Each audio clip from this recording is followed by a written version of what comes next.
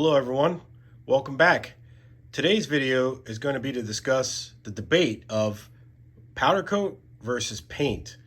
Were these bikes originally powder coated or were they painted? We're going to get to the bottom of that. So, you've probably read the debates, you've probably been in the debates on the forums, the BMX museum, or what have you. Were these bikes originally painted or were they powder coated? Well, the truth might shock you. They were powder coated, and we're going to show evidence of that. But just to talk on a few of these topic points, specifically the Day-Glo colors were always powder coated. Extremely difficult to get those colors consistent and perfect, and you hardly ever see any runs on them from the factory. You hardly see any imperfections. They're always pretty much coated the same amount, give or take. You know, when you get close to this coin roll and you see that some of the wording is missing, that's just the way, you know, the powder laid heavily, just the way they are. This happens to be an original finish on this bike. This is a Survivor. So you can see that compared to the Day-Glo next to it, which was powder coated by C4. And again, you really can't make out the coin roll very well. The word GT is visible, but the 4130 is not, and the trademark sign is not there as well. So if we check the chrome plate, oops, we can see, if that focuses in, that the 4130 is there. The registered trademark is there as well. So, were some of these bikes painted though? Well, the answer to that question, yes, some of them were painted. So the bikes that were made in the Orient were almost always the lower end BMX and freestyle bikes, you know, starting with the Performer and the Vertigo. As you started getting up in the tiers and the serial numbers started going all numerical, instead of with letters, you would end up with bikes that were made in the United States. And those bikes primarily were the only ones that you would find with the Day-Glo colors.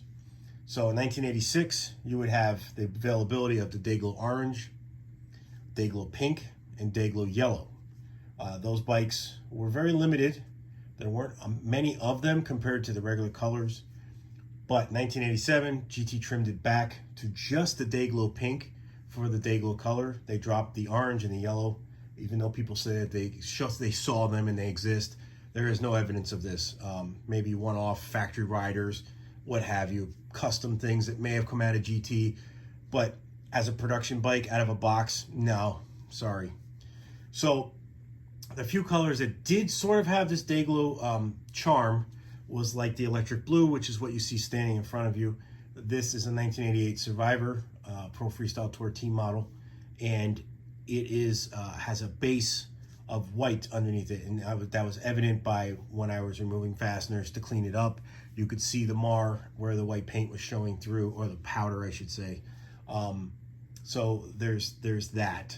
So this is pretty close to electric blue to sort of the Day-Glo process, which always starts off with a white base, followed by an overcoat of the Day-Glo color, whichever color. For the pink, it was like prismatic. Was Tiger was selling the Day-Glo originally.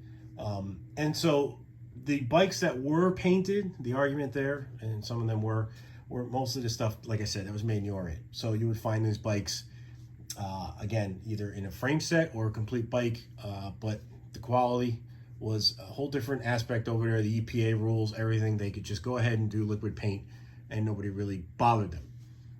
In the United States, it was getting a little tougher for them, so they would opt for the powder coat. And I have evidence that this is true, and I'm going to show it to you. Just hang tight. We're going to take a look at that. It's right out of Gary Turner's mouth himself from GT. This video was taken somewhere around the late 80s into 1990. So right in that old school era, and you can see it for yourself. So take a look at the video. That'll pretty much wrap up. If you guys have comments, you want to, you know, make a claim, something that you witnessed yourself, or you were part of, you know, GT's back in the day, you worked there, you saw things, go ahead and comment that in the comments. So Thanks for watching. Hit the subscribe button. Check out my other videos. There's a lot of cool GT stuff there, especially some of these bikes that you see in the background. And stay tuned for more. Okay, have a great day. Frame. After the frames are finished welded, they're inspected, at which time they're ready to leave the facility to be either powder coat epoxy painted or chrome plated. The painting process is an electrostatic powder coat epoxy finish. It's a very environmentally safe type of finish, and it's a very durable, long-lasting finish that we use on our products. When the frames go to the chrome plater, they go through a number of operations. They are dipped in a solution to clean the oil and the residue off the metal. Then in turn, nickel plated, which is the first plating operation. They come out of that tank, they're rinsed again in a clear water rinse. The second operation is a chrome plating. Once they're chrome plated, they're rinsed again. So there's a number of operations to ensure that the quality of our chrome plating is as good as it can be.